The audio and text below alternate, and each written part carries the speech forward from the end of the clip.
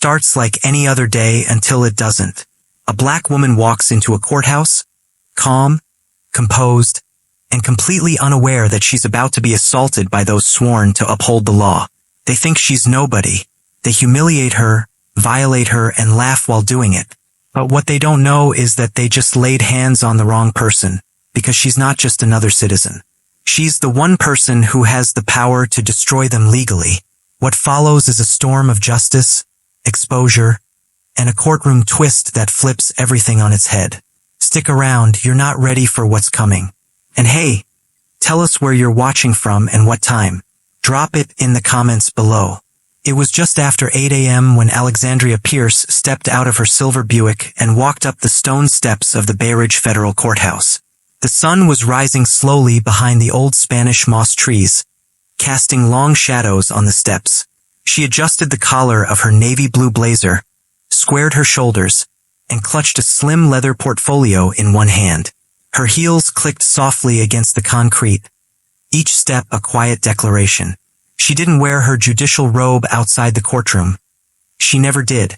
She preferred to enter buildings like a citizen, quiet, composed, observant. But that day, she wasn't greeted as a judge. She wasn't even seen as someone with authority. She was just another black woman walking into a place where power had never come easy. At the main security checkpoint, the energy shifted the moment she approached. Deputy Vaughn Kessler, a court bailiff known for his rigid attitude and old-school demeanor, narrowed his eyes as she neared the metal detectors. He didn't recognize her, and more importantly, he didn't care to. He stepped forward, thick forearms crossed, and held up a gloved hand. "Ma'am," he said, voice gruff, "I'm going to need you to step out of line." Alexandria paused for only a moment. "Is there a problem, officer?" Kessler didn't answer right away. His eyes swept over her, from her silver locks twisted neatly along her scalp to her pressed slacks to the calm but confident look in her eye. Something about her bothered him. She looked like she belonged there, and in his world, people like her needed to be reminded who was really in charge. "No ID displayed. You can't just waltz into a federal building looking like that," he muttered. Alexandria calmly reached into her blazer and produced her federal credentials. The badge gleamed under the light, but Kessler didn't even look at it. He took it from her hand, gave it a cursory glance, then slipped it into his pocket. She raised an eyebrow. "I'd like that returned." He stepped in closer. "You in a rush to get somewhere, sweetheart?" The word hit like a slap. A second guard, a younger woman, shifted nervously by the X-ray scanner. She clearly recognized the tension but said nothing, just watched. "I need to get to a courtroom," Alexandria said firmly. "Then you'll follow my procedure," Kessler snapped. "And that includes random checks. Let's go." He didn't give her time to respond. With one heavy hand on her upper arm, he steered her toward a side hallway, away from the foot traffic, into a windowless screening room just beyond the security zone. The air inside was cool and still. There was a steel chair in the center of the room, a rolling cart of scanning equipment, and a pair of clippers sitting idle on the edge. Alexandria's heart thudded once in her chest. "I don't consent to this," she said clearly. "You have no legal cause to detain me. You're acting suspicious." "That's cause enough," he replied, motioning to the chair. "Sit down." She didn't move. He leaned in close. "You think that badge you flashed means something? Not here. Not to me." In an instant, two other officers entered the room. One of them, a man in his 30s with a shaved head and nervous eyes, grabbed her left wrist. Another held the other side of the chair. Alexandria's voice rose. "This is a violation. I want your names." But no one answered. Instead, Kessler grabbed the clippers. "What are you doing?" she demanded. "Standard protocol. You could be hiding something in that mop," he said, gesturing to her locks. Alexandria tried to rise, but a sharp grip pushed her back down. The clippers buzzed to life, and the sound filled the room like a swarm of bees. Before she could react, she felt the cold vibration touch her scalp. A thick coil of silver hair fell to the floor, then another and another. Her breath caught in her throat, but she didn't scream. She didn't cry. She didn't even blink. She sat there as her dignity was stripped from her, strand by strand, watching it collect in piles on the tiled floor like pieces of her past being torn away. Laughter echoed from one of the guards. "She looks better already," he muttered. "Should have come in here with some respect," Kessler said, wiping loose hairs from his sleeve. "Now you look more presentable." Alexandria's fists clenched in her lap, the skin over her knuckles pale. But her voice, when it returned, was steady. "You'll regret this." He leaned down, sneering. "People like you always say that." And then, just as quickly as it began, it ended. Kessler opened the door and gestured back toward the hall. "You're free to go. Courtroom's that way," he said mockingly. Alexandria rose slowly, hands trembling only slightly. She took her badge back from Kessler's desk without asking and walked out into the hall. Her steps were even, her expression unreadable. But in her chest, something burned hotter than rage, deeper than humiliation. It was purpose. And in just a few minutes, that purpose would change everything. Because what Kessler didn't know was this. She wasn't there to observe. She wasn't there as a defendant. She wasn't there for anyone else's judgment. She was the judge, and she was about to take her seat on the bench. The clippers buzzed in her ears long after she left that cold, windowless room. Every step she took toward the courtroom felt heavier than the last. Not because of fear, but because of fury held in check. Her scalp tingled where her hair had once proudly grown. Silver coils, years in the making, rooted in family, in history, in identity now gone. Uneven tufts were all that remained. The silence in the hall felt suffocating. Alexandria passed two clerks who looked at her, then quickly looked away. They had heard.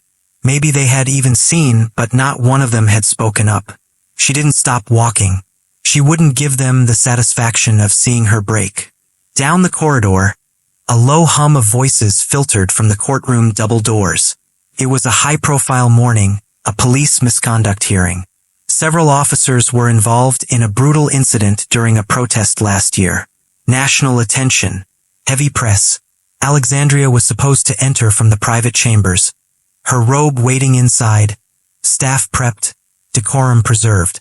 But today that plan didn't matter. She stopped just outside the courtroom, took a deep breath, then pushed both doors open wide.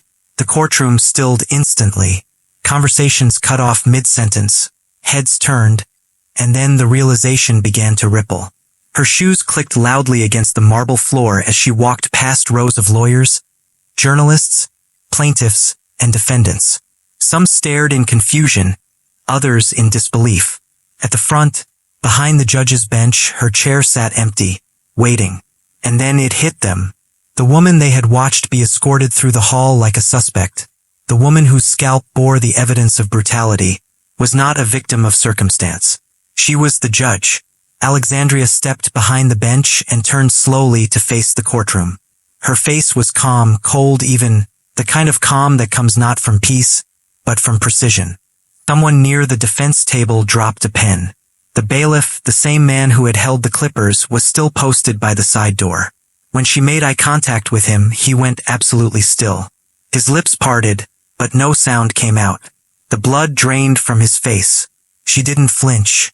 Instead, she reached for the robe folded neatly over the arm of her chair. She didn't ask for help. She didn't wait for ceremony. She slipped it on herself, one slow movement at a time. It rested on her shoulders like armor. She turned to the court clerk. "Is the docket ready?" she asked, her voice even.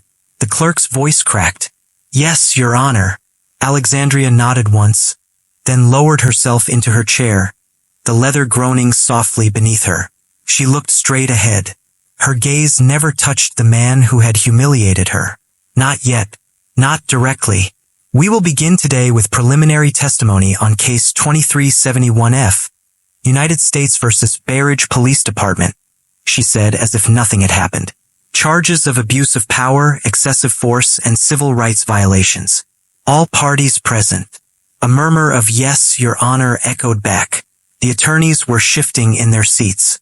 Some were wide-eyed, others looked guilty, and some looked angry.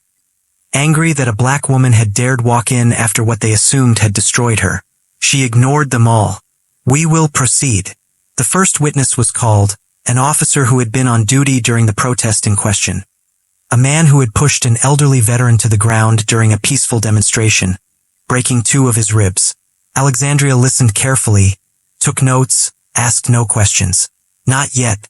From the corner of her eye, she saw Kessler slowly backing toward the rear of the courtroom. His hands twitched at his belt. His legs shifted restlessly. He looked like he wanted to disappear, like he knew deep in his gut that his moment was coming. He was right. After the second witness, she called a recess. The courtroom emptied in a daze. Even the lawyers whispered like they were afraid to speak too loud.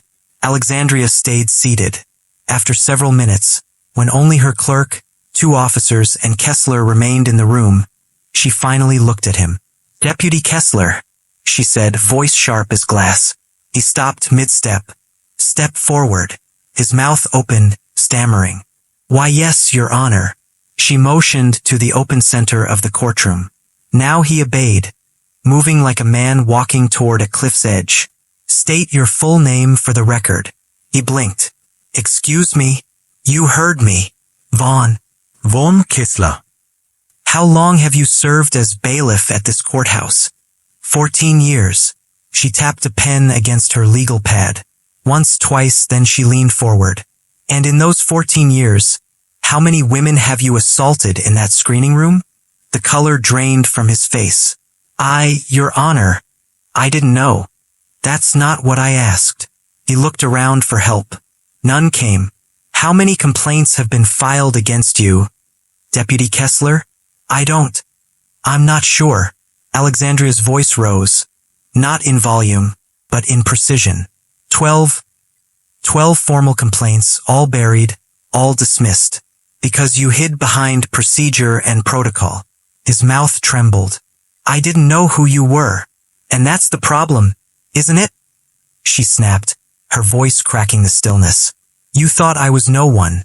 Just another black woman you could bully, shave, humiliate for sport." The room was dead silent. "You didn't even bother to ask for my name."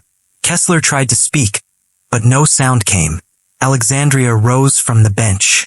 "Because of you, this courthouse, this supposed temple of justice, has been stained. Because of your actions, the sanctity of this court is now under question. And because you assaulted a federal judge in her own courthouse, you are now the subject of a criminal investigation. Effective immediately." She turned to the officers standing by the exit. "Escort Deputy Kessler into custody, separate from general population. Formal charges to follow." The officers moved quickly, cuffs already in hand. "No, wait," Kessler shouted. "You can't do this." But he was wrong. She already had.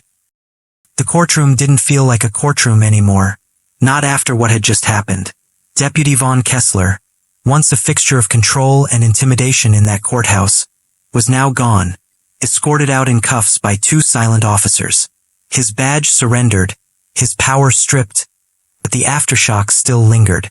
It was in the silence, in the way the ceiling fans hummed a little too loudly, in the sidelong glances shared between staff who had known for years and said nothing. Alexandria Pierce sat back in her chair, fingers laced together over the bench, her robe now draped over her like steel. There was no going back to the way things were before, and truthfully she didn't want to, because something had shifted not just inside her, but inside the entire room. Her clerk entered quietly, holding a fresh stack of notes. "Your Honor," she said cautiously, "the next set of witnesses are being prepped." Alexandria nodded. "How long do we have?" "About 8 minutes." Alexandria looked past her, out into the now empty gallery. Rows of wooden benches, the places where jurors, journalists, and the public would return any moment now. But she could still feel Kessler's presence, like an oil stain on polished marble. She exhaled slowly. This day had already defied every expectation, and it was only mid-morning. The door creaked behind her. Alexandria turned. A young woman stepped inside, maybe early 20s, glasses fogged from rushing through the lobby. One of the interns, her name was Alyssa Cho. Smart, quiet, Never spoke much unless spoken to. She looked pale. Alexandria gave a small nod. Everything okay? Alyssa hesitated. Then she closed the door behind her and stepped forward. I wanted to say I saw it, she said, voice barely above a whisper. What happened with Deputy Kessler this morning outside the screening room? I didn't know what to do. I should have said something. I was scared. Alexandria didn't answer right away. She just studied the young woman's trembling hands. Then she said gently, "Thank you for telling me. That matters." I didn't stop it. No, Alexandria replied. But you're speaking now. That's more than most. Alyssa looked like she might cry, but she straightened her shoulders and added, "If you need me to testify, I will." Alexandria reached across the desk and placed a hand over the girl's. Just for a moment, no words, just warmth. Then the courtroom doors creaked again, this time with more weight. The public was returning. "All rise," the clerk called out, her voice steadier this time. Everyone did, even the ones who didn't want to, even the ones who had once laughed at jokes Kessler made behind closed doors. Alexandria resumed her seat. Court is back in session. As the next witness took the stand, the atmosphere in the room had changed subtly, sharply. The power was no longer in question. This wasn't just a hearing anymore. It was a reckoning. The witness was a black father named Martin Holloway, mid-40s, a warehouse foreman. He had a salt and pepper beard and hands rough from decades of labor. His eyes were hollow but determined. He was there to testify about how his 17-year-old son had been tackled and pinned during a peaceful protest by the same officers now seated at the defense table. One of them had crushed the boy's windpipe with his knee. The teen survived, barely, but still couldn't speak above a whisper. That had been 9 months ago. Martin sat on the witness stand and told the court everything. How they had begged for paramedics, how they were told, "He'll be fine, he's faking," how no one listened, and how when the footage came out, none of the officers were disciplined. Alexandria didn't interrupt once. She didn't need to, because every word the man spoke was a blade slicing through the courtroom, leaving no one untouched. When he finished, Alexandria leaned forward. "Mr. Holloway, thank you for your courage. I know this isn't easy." He nodded, his voice cracking. "I just want to know that it meant something, that someone is finally listening." Alexandria looked at him. Not from the bench, not as a judge, but as someone who knew exactly what it felt like to be silenced. "You've been heard," she said. A few minutes later, after he stepped down and walked slowly past the officers who had nearly taken his son's life, Alexandria called for another short recess. Her chambers were quiet, almost too quiet. She sat for a moment, staring at her reflection in the mirror above the wash basin. Her uneven hair, the raw patch just above her left ear. The woman in the mirror didn't look like a judge. She looked like someone who had just been through war. But maybe that's what justice was, not a performance but a battle for truth, one she had no intention of losing. There was a knock. Her clerk opened the door halfway. "Your Honor," she said. Point U's attorney's office just submitted a sealed motion. They want to escalate charges against Kessler immediately. Civil rights violations under federal law. Alexandria didn't blink. Good. Accept it. As the door shut, she finally allowed herself a breath. Not out of relief, but resolve. Today wasn't over. Not even close. Because the courtroom may have seen Kessler fall, but they hadn't seen what came next. And the real reckoning was still to come. The courtroom was full again, but it wasn't the same room anymore. Something unspoken had shifted. It hung in the air like electricity before a thunderstorm. The kind of weight that made people sit straighter in their chairs, speak a little quieter, and think twice before assuming they knew who held the power. Alexandria Pierce stepped back onto the bench with a presence that was undeniable. No bailiff announced her this time, no ceremonial flourish. Just the sound of her shoes against the hardwood floor and the quiet rustle of her robe as she took her seat. Everyone rose instinctively. She didn't speak right away. She just looked out over the room, at the defendants, the press, the attorneys, and the silent crowd of onlookers who had returned, some still wide-eyed from what they'd witnessed earlier. They were waiting to see what she would do next, how far she'd go, whether this was going to be a moment or a movement. She tapped the gavel once. "Court is now in session," she said, and just like that, everything settled. She turned her attention to the attorneys seated at the prosecution table. "Call your next witness." The room hushed again as an officer, Lieutenant Daniel Cook, was sworn in. He was tall, built like a linebacker, face clean-shaven with that rigid posture that said he thought the badge made him invincible. He sat down, cleared his throat, and folded his hands in his lap.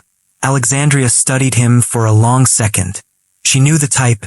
Proud, polished, trained to lie with a smile and never break a sweat. The prosecutor began her questioning, methodical and precise. "Lieutenant Cook, you were present at the demonstration on May 14th of last year, correct?" "Yes, ma'am." "And during that time you oversaw a team of 7 officers?" "Yes, that's correct." "Did you personally authorize the use of force against protesters?" Cook leaned forward slightly, speaking into the mic like he was giving a press briefing. "I authorized non-lethal crowd control measures after protesters became aggressive. There was yelling, pushing. Some were armed with bottles and rocks." "Any injuries reported from your team?" "No, ma'am." "And the injuries sustained by protesters?" "Minor, mostly bruises." Alexandria's voice cut through before the prosecutor could move on. "Lieutenant Cook." He turned toward her. "Yes, Your Honor? Do you consider a crushed trachea to be a minor injury?" The question hung in the air. "I well no, ma'am. Of course not." Alexandria leaned forward slightly. "Then why did your official incident report describe it as a soft tissue trauma consistent with resistance?" Cook hesitated. "That's standard language. It was based on initial impressions." "Initial impressions from whom?" He shifted in his seat. "I believe it was Officer Valdez who filled out that section." Alexandria kept her gaze locked on him. "And did you review and approve that language?" A pause. Then, "Yes, Your Honor." Knowing that the victim was 17 years old and unarmed, Cook opened his mouth, closed it, then finally answered. "Yes." Her tone never wavered. "Do you believe justice was served that day?" Silence. I believe we followed protocol." She sat back in her chair. "That wasn't the question." Cook cleared his throat again. "With respect, Your Honor, I can't answer that. That's not my role." Alexandria nodded slowly. "No, it's mine." She turned to the prosecution. "You may proceed." The rest of the testimony was dry, clinical, but every word landed like a blow. It wasn't just the facts. It was the way they tried to make them sound normal, acceptable, routine. When the recess was called again, the gallery buzzed with whispers. Reporters typing furiously, advocates taking notes. A woman near the back clutched her chest, silently mouthing, "Thank you," when Alexandria walked past. In her chambers, she took off her robe and hung it carefully. Then she stared at it for a moment longer than usual, the way it looked on the hanger, so plain, so harmless. And yet, outside that room, that robe carried weight. Changed everything. When she wore it, people stood. They listened. They feared her power. But just 2 hours earlier, wearing the same face, the same heart, the same dignity, without the robe, she was assaulted and stripped like she didn't matter. That contradiction lived in her bones now. It burned behind her eyes and echoed in her pulse. There was a knock. "Your Honor." It was her clerk again. "There's someone asking to speak with you from the DOJ. They said it's urgent." Alexandria straightened. "Send them in." A man in a gray suit stepped through the door, calm, composed. He handed over a sealed envelope. "Judge Pierce, I'm with the Office of Civil Rights. I was dispatched the moment reports surfaced about this morning's incident." "Fast response," Alexandria said, unfolding the letter. "This courthouse is under federal review. What happened in that screening room is more than misconduct. It's a Title 18 violation, and now that we know the victim was a federal judge." He trailed off. Alexandria didn't say anything. She didn't need to. The man continued. "We're opening an immediate investigation into Barrage District Courthouse staff, prior complaints, suppression of reports, and potential obstruction." "Good," she said quietly. Start with the supervisors who buried those 12 complaints against Kessler. Then look at the judges who signed off. He nodded as if he already knew she'd say that. Oh, and Judge Pierce, he added, pausing at the door. You should know the footage of this morning has gone viral. It's everywhere, CNN, MSNBC, social media. Even some folks in the Senate are talking about it. Alexandria gave the faintest shake of her head. I didn't do it for them. He smiled. No, that's why it matters. When he left, she sank slowly into her chair. Out there, in the courtroom, the next set of defense attorneys were gathering. She could already hear their shoes against the floor, the nervous shuffle of papers, the last-minute whispers between counsel. The fight wasn't over, but she was ready, because today wasn't just about exposing one racist bailiff. It was about pulling the mask off an entire system, and it was far from done unraveling. The courtroom was packed to capacity now. Word had spread. First about the arrest, then the video, then the woman behind it. All about the federal judge who had walked into a courthouse and been treated like she didn't belong, only to take her rightful seat on the bench minutes later. Stripped, humiliated, but unbroken. Everyone wanted to see what would happen next. Camera crews hovered outside. Reporters lined the back rows. Civil rights attorneys flew in from Atlanta, D.C., even Chicago. You could feel the pressure in the air. It wasn't just about a case anymore. This was bigger. It was history and justice crashing into each other in real time. Judge Alexandria Pierce stood just behind the bench as the clerk whispered in her ear. They're here, the defense attorneys. They're asking for special counsel. Alexandria raised an eyebrow. On what grounds? They say the case is tainted, that the judge is personally compromised. A slow breath left her lips. Of course they'd try to flip it. They couldn't deny the facts, so they'd attack the face delivering them. Alexandria nodded once. Let them ask. I'll give them their answer on the record. She stepped out to a courtroom humming with tension. All rise. The room obeyed. She didn't look left or right. She just walked, took her place, tapped her gavel once. Be seated. The air shifted, like a held breath being released. A defense attorney in a pinstripe suit rose, confident, late 40s, one of those voices trained for both jury trials and TV interviews. Your Honor, before we proceed, we'd like to make a formal request. Due to recent developments, Alexandria cut in. You mean the arrest of Deputy Kessler and the incident in the courthouse hallway? He hesitated. Yes, Your Honor. And your concern is what, exactly? He cleared his throat. That these events may present a conflict of interest, a question of judicial impartiality. The gallery bristled. A low murmur swelled. Alexandria didn't blink. You're suggesting that because I was assaulted this morning, I can't carry out the duties of my position? I'm suggesting, he said carefully, that the perception of bias. Alexandria held up a hand. Let me stop you right there. She stood and walked slowly to the edge of the bench. I was publicly assaulted, humiliated, not for what I said, not for what I did, but for who I am. Because someone saw a black woman walking into a courtroom and decided she couldn't possibly hold power. She paused, letting it sink in. And what did I do in response? I took my seat. I conducted this hearing. I followed every rule, every code of conduct. I have been calm, measured, respectful, even when others were not. The attorney's jaw clenched. Alexandria continued, her voice sharper now. You know what real bias looks like, counselor? Real bias is a man using clippers to shave off a woman's hair without cause, without warrant, and without a single question about her name. Real bias is 12 ignored complaints from people who looked like me, buried by this very institution. She leaned forward, eyes locked on his. You want to talk about conflict of interest? Let's talk about how many judges signed off on Deputy Kessler's behavior over the years. Let's talk about how many prosecutors declined to follow up. Let's talk about your firm's history of defending officers with abuse records longer than their resumes. He looked ready to object, but he didn't because she was right. Alexandria straightened. This court will proceed. I will not recuse myself. And if you believe the facts of this case will not stand under my authority, you're welcome to appeal. I'll even provide the paperwork myself. She tapped the gavel again.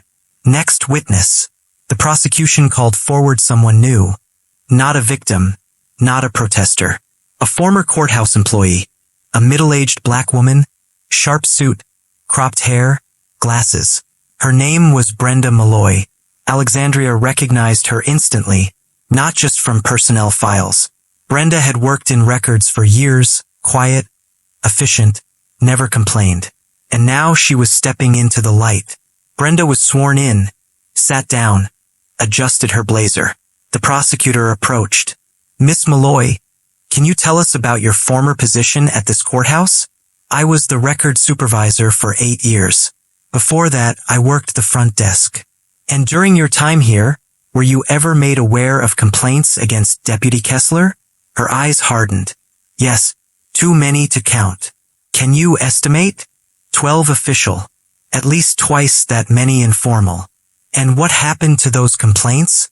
Brenda glanced towards Alexandria, then spoke slowly. They were mishandled.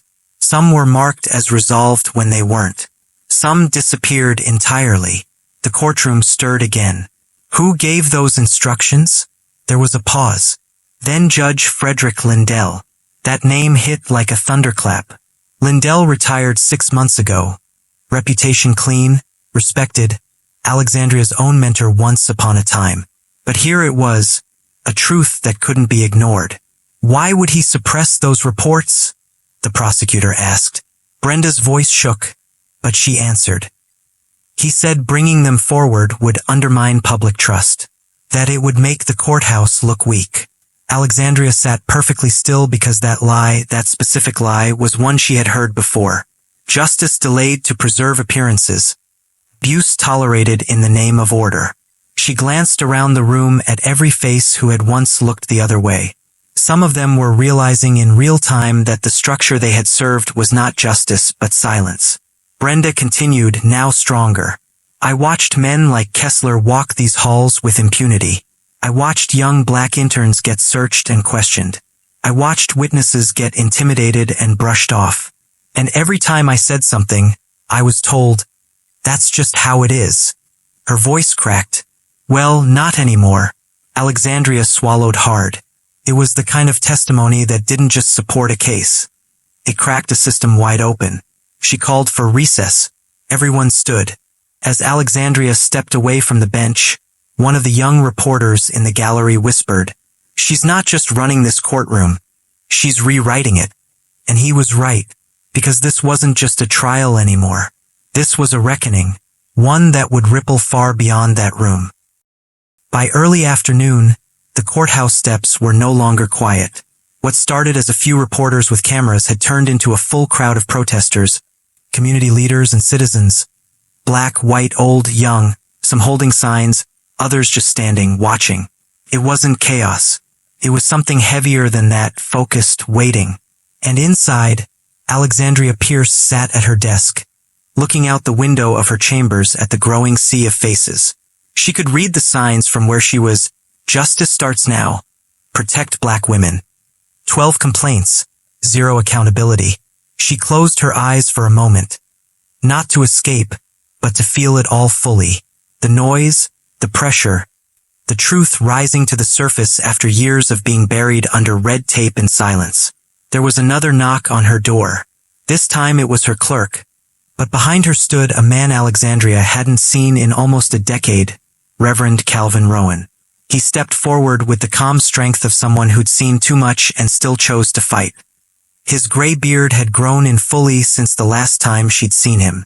His eyes were tired but kind. Judge Pierce, he said. Reverend, she replied, rising. I won't take up much of your time. Just wanted you to know we're out there. We see what you're doing and we're with you. She nodded, swallowing the sudden emotion pressing at the back of her throat. He handed her a folded piece of paper. Some of these people outside, they were victims too of Kessler, of others like him. They were never called into court, never heard. But they're ready now. If you want their stories, they're ready to talk. She unfolded the list. Names, phone numbers, handwritten notes. It was longer than she expected. How many of these are new complaints? She asked. Most. Some go back years. Some were afraid. Some were told it wasn't worth it. Alexandria looked up. They were wrong. It is worth it now. Reverend Rowan smiled faintly. It is because of you. She didn't reply, but her silence was louder than words. When he left, she stared down at the list again. These weren't just names. These were the people this courthouse had ignored, who had been brushed off, laughed at, written off. But not anymore. Back in the courtroom, the gallery had doubled. Word of Brenda Malloy's testimony had spread like wildfire. Reporters had started live streaming. People outside were now watching on their phones. Through courthouse windows, huddled together in the October sun. The energy had changed. When Alexandria walked in, the room stood again, but this time it felt different. Not just out of tradition, not just for her title, but for what she represented now. She tapped the gavel once. We're ready to proceed. The next witness was unexpected. The U.S. Marshal's office had sent someone, not to investigate, but to testify. His name was Marshal Leon Petty, black, late 50s, over 20 years of service. He walked with a slight limp, the result of an injury sustained back in 2001 during an arrest gone wrong. He had been stationed in the same courthouse years ago, and now he stood before the bench again. This time with a truth he couldn't carry in silence anymore. He took the oath, sat down, and adjusted the mic. I worked here from 2004 to 2012, he said. I saw a lot. Most of it I let slide. I didn't want trouble. Didn't want to be labeled the angry black officer. He looked straight at Alexandria. But what I saw from Kessler, I should have reported. I didn't, and I regret it. Alexandria nodded slowly, allowing him the space to speak without interruption. Petty continued. He started small, disrespect, over-policing young men, making comments, but it got worse. And by 2010, he wasn't just aggressive. He was dangerous. Did you report him? The prosecutor asked. I filed a memo to Internal Affairs, he said. It disappeared. When I asked about it, I was told, he's the kind of man we want handling difficult people. The room reacted with disgusted murmurs. Alexandria's gavel quieted them. Petty sat forward. I left this courthouse 2 years later, not because of the work, but because of what it did to me. The silence, the guilt. But now I'm here to tell the truth. Because Judge Pierce, what you did sitting in that chair after what they did to you, that's bigger than a bench. The room was still, and Alexandria, for the first time all day, didn't have an answer. Not because she was speechless, but because sometimes when history shows up at your feet, you don't speak over it. You let it echo. The next morning, the air outside the courthouse was heavier than usual. Bay Ridge's early fall sky was gray, low, pressing down on the city like a warning. But inside Judge Alexandria Pierce's chambers, the silence felt colder. She sat at her desk with a thick manila folder in front of her. One marked confidential internal records. It had been slipped to her by a court administrator who didn't say a word, just nodded, left it on her desk, and walked out like it burned his hands to touch it. Alexandria opened it slowly. Inside were documents, memos, emails, signatures. 12 formal complaints filed against Deputy Vaughn Kessler over the last 15 years. All dismissed, all signed off by a name she knew too well. Judge Frederick Lindell, her former mentor, her sponsor into the federal circuit. The man who once told her she was exactly what the bench needs. But now she saw his signature at the bottom of denial after denial, each form stamped with bureaucratic indifference. Allegation unsubstantiated. Lack of corroborating evidence. No further action required. And then tucked at the back of the folder, one memo stood out. A confidential communication between Judge Lindell and the head of courthouse security from 5 years ago. Alexandria read it once, then again. It said, Kessler may be rough around the edges, but he keeps order, especially with certain groups. Best to leave well enough alone. Her fingers curled around the page until it crumpled. There it was, the quiet part said out loud. And it wasn't just about Kessler anymore. It was the entire machine that had kept him safe, that had protected him, endorsed him, encouraged him to get rougher, louder, crueler, so long as it served order. Alexandria leaned back in her chair and stared at the ceiling. This wasn't a case anymore. It was a purge. She looked down at her own reflection in the glossy desk, her uneven hair, her tired eyes, and yet the fire still burned behind them. There was a knock. Her clerk again. "Your Honor," she said quietly. "We've received a formal inquiry from the Senate Judiciary Committee. They're asking for your statement on judicial oversight failures tied to the Kessler incident." Alexandria gave a humorless smile. "Of course they are. Now that the cameras are rolling." The clerk hesitated. "There's more. 2 retired judges and 1 former DA just resigned this morning, citing health reasons." Alexandria didn't respond. She just stood. "Bring in the attorneys. All of them. We're going to finish this today." An hour later, the courtroom was standing room only again. And this time, it wasn't just locals. Reporters from the New York Times, the Washington Post, even BBC were squeezed into the gallery. A row of young black law students sat shoulder to shoulder in the front pew, notebooks in their laps, eyes wide open. This was no longer just about Barrage. This was national now. Alexandria Pierce took her seat, tapped the gavel. "This court is in session." She turned her attention to the room. "Before we proceed with closing arguments, I'd like to enter into the record new material provided to this court." She nodded to her clerk, who handed a copy of the folder to both tables.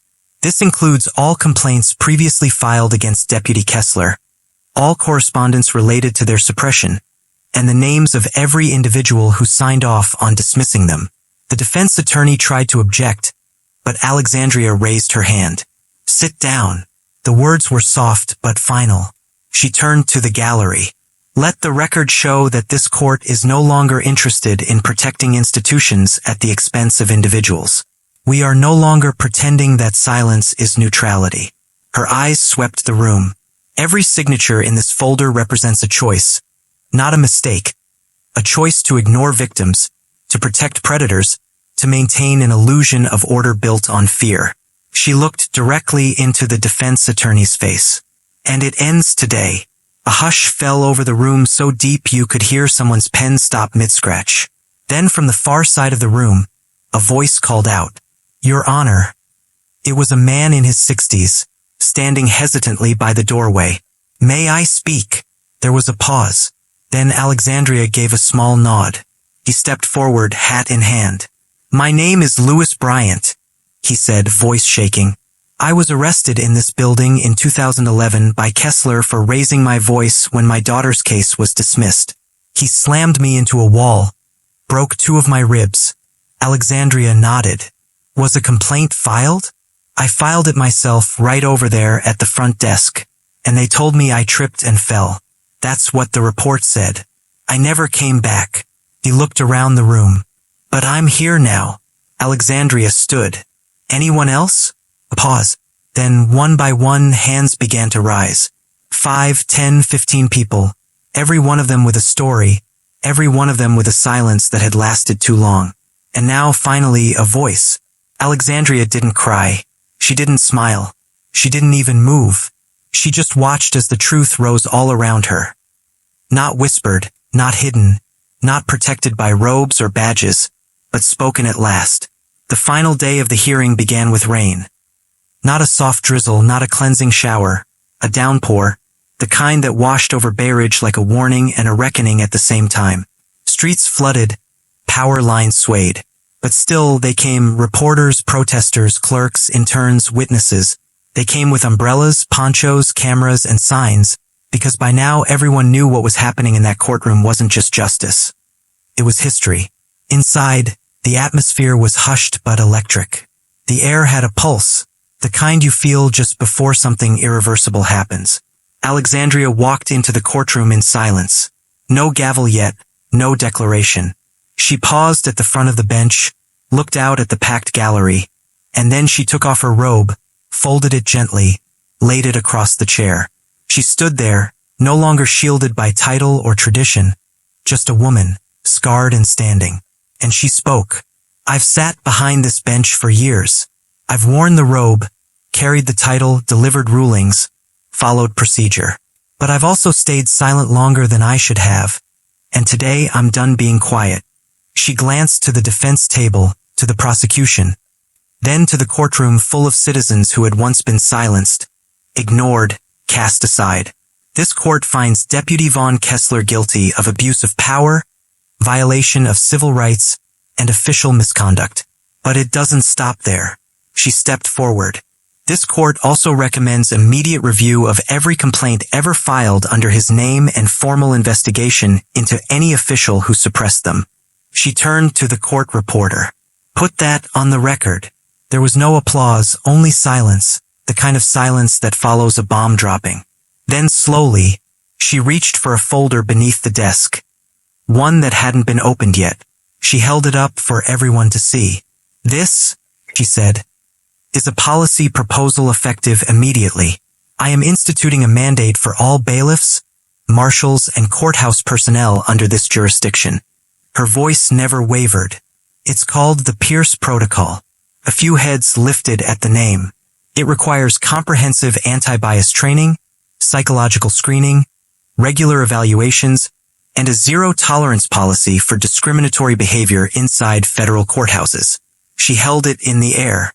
And I will take this to the circuit, to the judiciary, to the Senate if I have to, because what happened to me should have never happened to anyone. And I'm going to make damn sure it never happens again. There was movement in the gallery now. Small nods, silent tears, hands gripping one another in stunned solidarity. She continued, I want to make something very clear.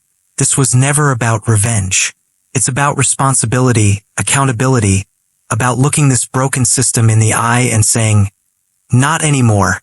She turned to the defense and to those who allowed this man to operate without consequence for over a decade. Consider yourselves on notice. She tapped the folder again. I will be forwarding recommendations for disbarment, formal review, and possible charges to the Department of Justice for every official who played a role in burying the truth. The courtroom didn't move, couldn't move. Then Alexandria looked up, just past the benches toward the tall arched window behind the gallery. The storm was still raging outside, but light was beginning to filter through. A beam of sun breaking across the marble floor. She nodded once, as if accepting the timing. Before we conclude, there's one more piece of business. She looked to the side entrance. The officers opened the door and Kessler walked in. Still in cuffs, no longer in uniform, his face pale, hollow, broken in a way that had nothing to do with bruises or beatings. He was led to the front, stood beside his public defender. Alexandria faced him, not with vengeance, but with fire. Mr. Kessler, this court sentences you to the maximum allowable penalties under federal law. 6 years imprisonment for abuse of power, 5 years for civil rights violations, and an additional year for obstruction. She paused. But that's just the legal part. He didn't look up. And here's the human part now. Her voice dropped, calm but slicing. You spent your career deciding who was worthy of dignity and who wasn't. You thought the badge made you immune, that silence would shield you, that people like me would never hold the gavel. Her eyes locked onto his. Well, now you get to sit in the seat you made for others. No badge, no robe, just the weight of what you've done.